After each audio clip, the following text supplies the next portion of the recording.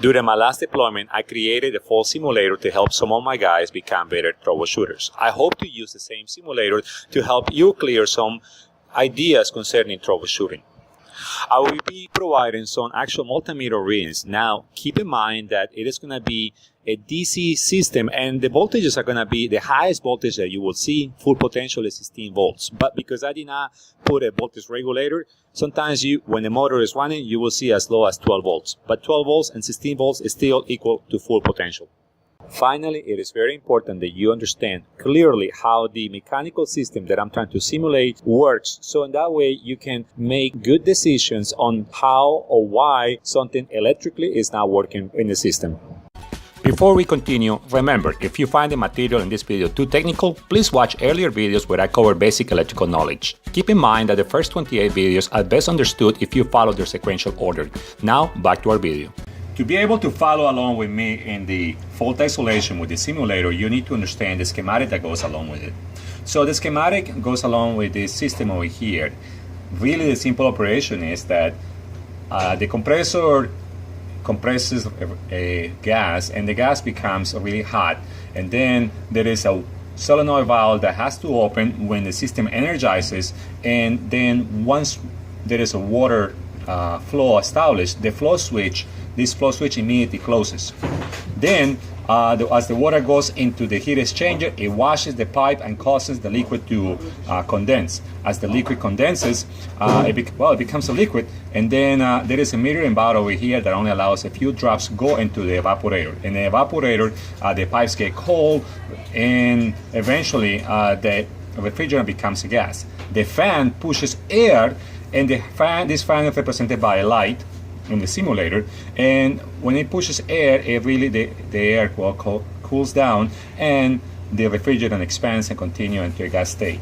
The system does have a low pressure switch, which is this one over here, and a high pressure switch, which is this pressure switch over here. It's protected by overload sensors, and here is the close switch for the overload sensors. The fuses, you will see them on the side. Those are the two, actual fuses that you will be that I will be sometimes taking multimeter readings to it.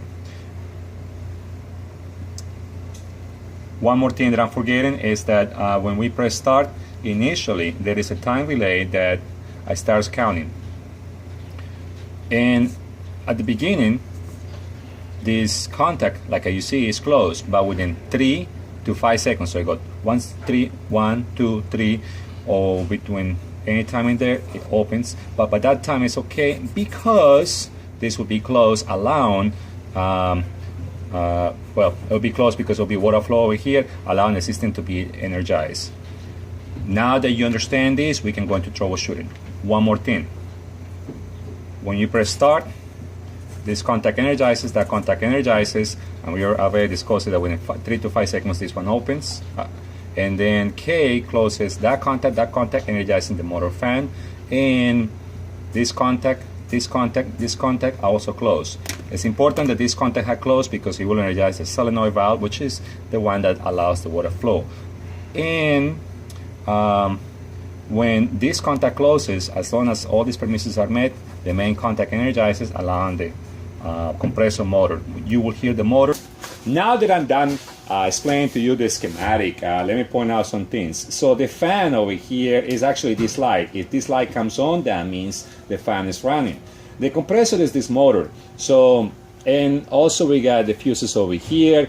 This is the terminal board that we're going to be used to troubleshoot. So that's terminal 1, 3, 4, 2, terminal board 7, 6, 8. And then here, this is the contacts, okay, for the for these two contacts over here are this over here, and see how the wire goes to the motor. Now the fan, see how these K contacts over here, they go to the fan when the light comes on. And these L1 and L2 are pretty much saying that this is in connection with these ones. This is my ground, so I can use this as a ground reference, and obviously I got my stop and my start switch.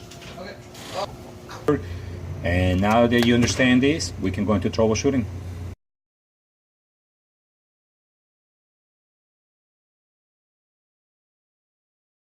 Let's try the first fault. I'm gonna press start, and nothing happens this time. No fan on, no compressor on. What's the first thing that we will need to do? If you said check for power and check for fuses, I'll do that. I got power coming in. I could check any of the LEDs, L1 and L2, and look at that. I got full power, 16 volts. Do not worry about the positive and the negative. Since I'm dealing with DC, depending on how I hold the multimeter, it will be either positive or negative. So now I'm gonna check the bottom of the fuses. The fact that I'm getting full voltage at the bottom of the fuses, that means both fuses are good. So in this situation, what can be the problem? Let's think about this logically.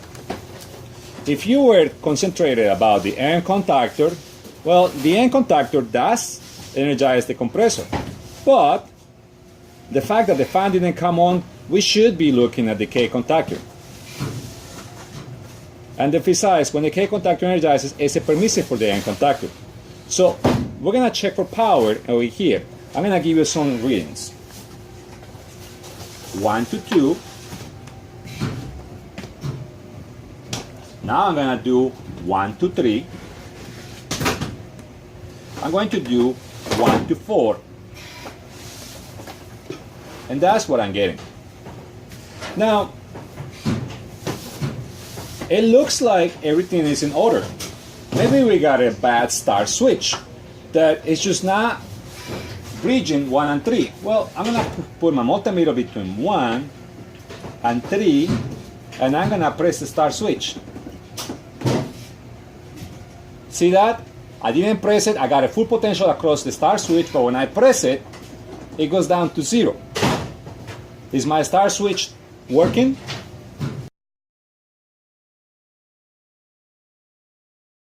The answer is yes, because a switch, when it's closed, it acts as a short piece of wire. What's the difference of potential of the cross and a short piece of wire? Is 0 volts, and that's why I'm getting 0 volts on the start switch when it's closed, when I'm pressing it. I didn't get a good potential there, so I got 1 and 3 there, and I press my start, and I got 0 volts. Now, at the end, the name of the game is to energize my K contactor. Let's see if I'm getting full potential across my K contactor. That will be connections 4 and 2. So I got 4 and I got 2. I got 0 right now, but I'm gonna press start.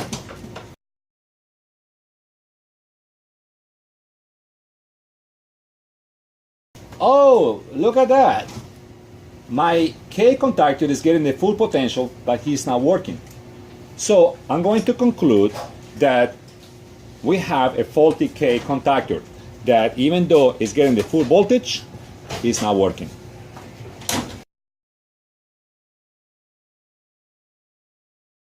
Isolate that fault. I'm going to do resistance reading. I'm going to go from 4 to 2.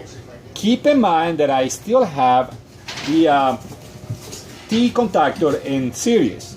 Now I'm going to remove the fault and look at the resistance between 2 and 4. It just went down, and that's because K contactor was open.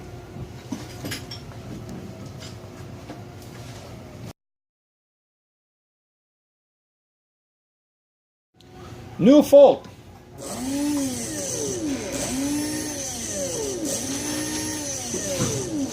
The light comes on, the motor comes on, but it only comes on when I press the start switch. What can be the problem? Now that I give you time to pause the video, if you say we got a bad start switch, well, I'm going to tell you you were wrong. Because K contactor, well, the start switch energizes the K contactor. And the K contactor, what it does is turns the fan on, and then also allows the main contactor to energize to turn the compressor on. That is happening. So this guy is doing his job. But the K contactor also is supposed to close this normally open contact. And this is the maintaining circuit. The system is not maintaining energized. So therefore, we got an open maintaining contact. And that's what the fault is.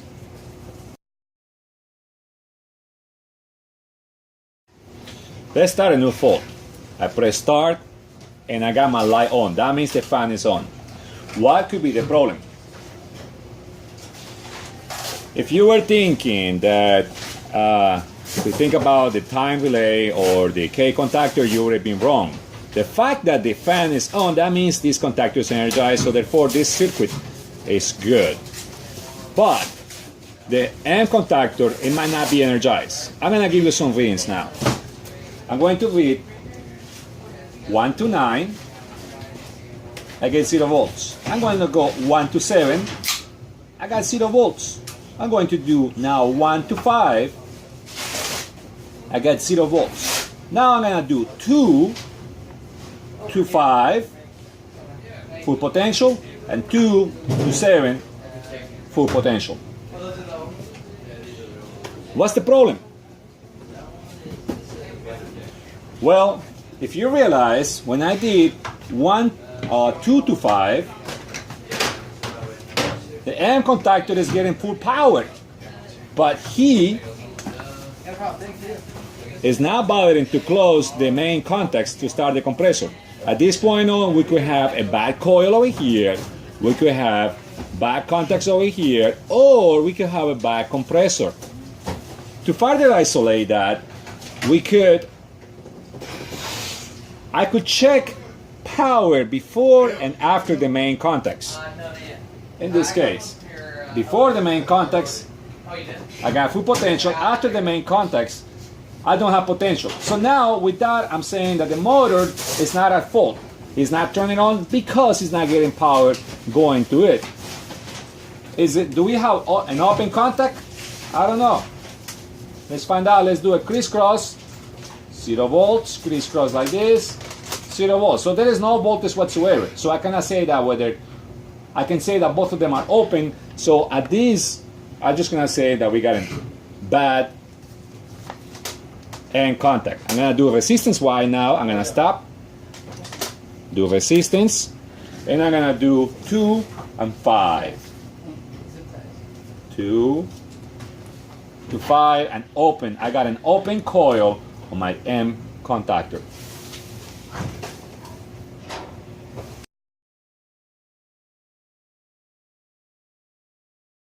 Next fault, so I press the start switch and I got my fan running, but I don't have a compressor. I already talked to you about staying away from these ones because we know that's good. So based on that, I'm just gonna give you some voltages and you tell me and you decide what the fault is. So I'm gonna go 1 to terminal 9, I got full potential.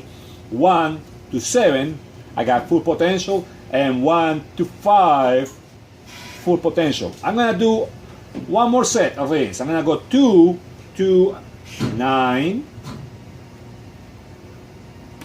I got 0 potential, and 2 to 7.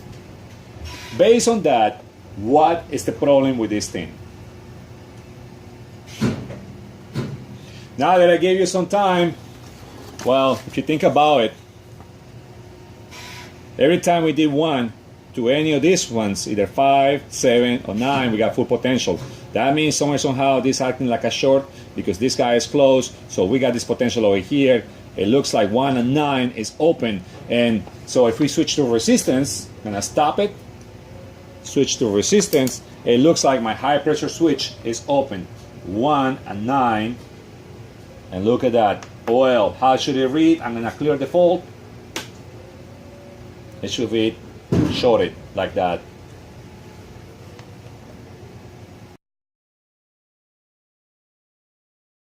Next fault, I'm gonna press my start. Look at that, we got the light, we got the fan on, we got a compressor running, and now the compressor stopped. I'm gonna tell you, this is the 3rd time that we done this, so definitely there is something fishy about this. What could be the problem? Now I'm gonna give you some readings.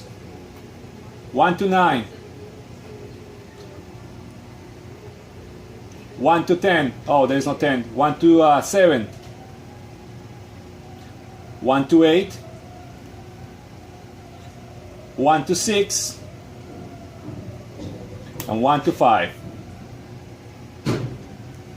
So if you notice,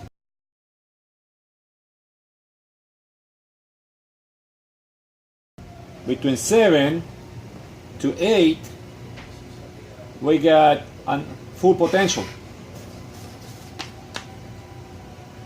So we do have an open over there. Now if you're thinking that the time relay is at fault, the time relay did what he was supposed to do. It energized, it kept this contact closed for the first 3 to 5 seconds, and then it opened. The flow switch never closed. So it could be a faulty flow switch, or it could be a faulty solenoid that it never energized and opened the valve, or it could be a faulty K contactor.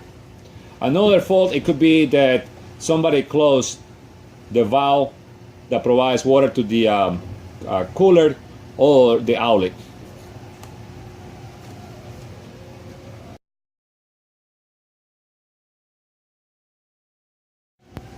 I press my start, I got the compressor fan running, and I have nothing. Let me give you some voltage readings once again on the second line. 1 and 7, 1 and 9, yeah, 1 and 8, 1 and 5. What's the fault?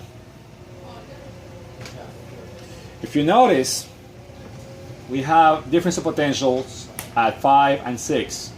So if I did over there, I got full potential. That means we have an open K contactor that it never closed. And what I meant is the K contactor closed that contact, but this contact by itself, it didn't work.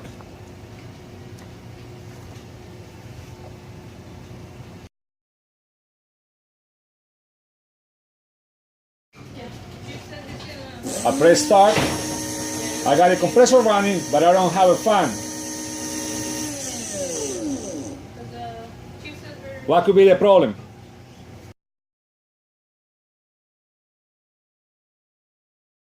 Let's use some logic into this. Well, the fact that the motor compressor started, that means this contact has to be closed. So therefore K is working. Now that means that since K is working, we suspect an open K contact, either this contact or that contact, or a bad motor. How can we further troubleshoot that? Well, I'm just gonna do it with power, and I'm gonna read the crisscross.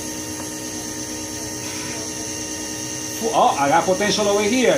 That means this contact is good. And 0 volts over here. This contact is open.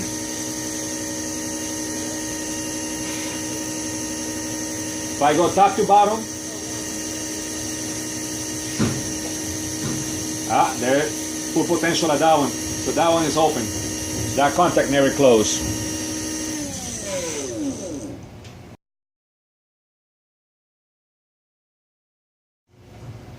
Press start switch. I got the fan. I'm just gonna give you some readings. 1 to 7. I always like to go to the center. I'm gonna give you 1 to 9. I'm gonna give you 1 to 6. I gotta use these crazy names. Then I give you 1 to 5. Now I'm gonna do 5 to 2. What's the fault?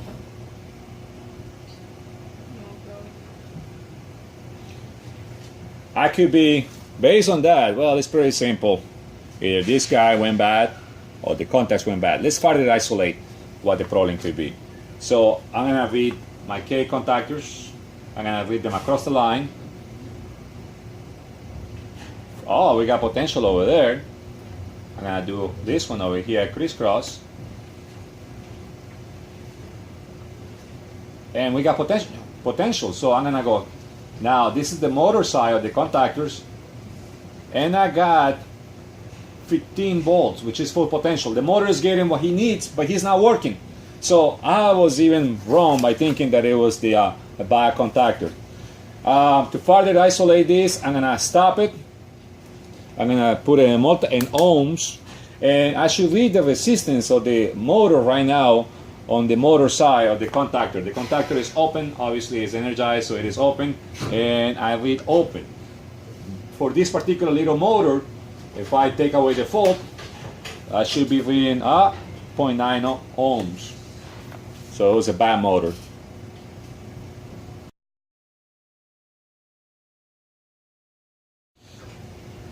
Next fault, I'm gonna press start. Oh, didn't put the fault. Now there is the fault. I'm gonna press start. Nothing is happening. So, like always, I just gotta check for power. I'm gonna check my L leads. Oh, I got it. I definitely got power there, so therefore I got power over here, and I'm gonna check the bottom of the fuses. I got no power.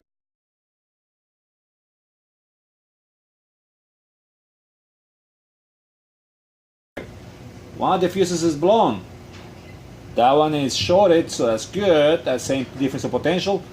Full potential. We got a blown fuse.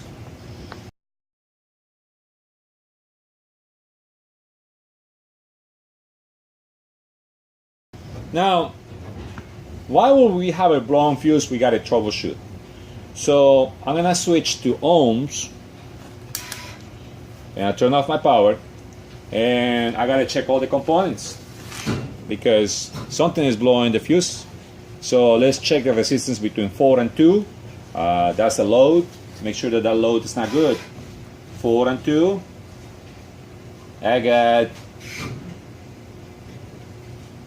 109. I'm gonna do 5 and 2.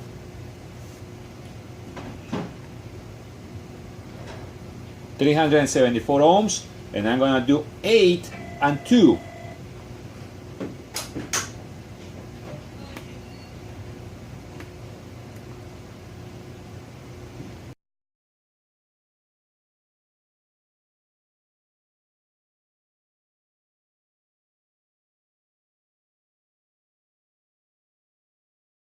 Zero ohms across the water solenoid definitely is not good, so that's shorted, and that's what is blowing my fuses.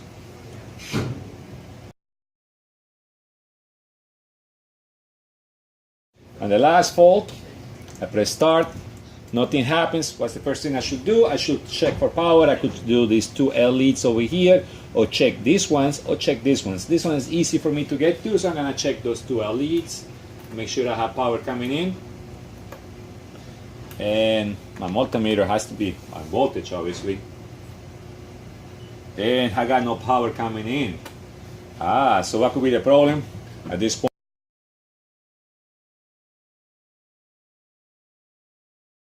Going on, I just gotta check the breaker. I have no power, so therefore the system is not going to run.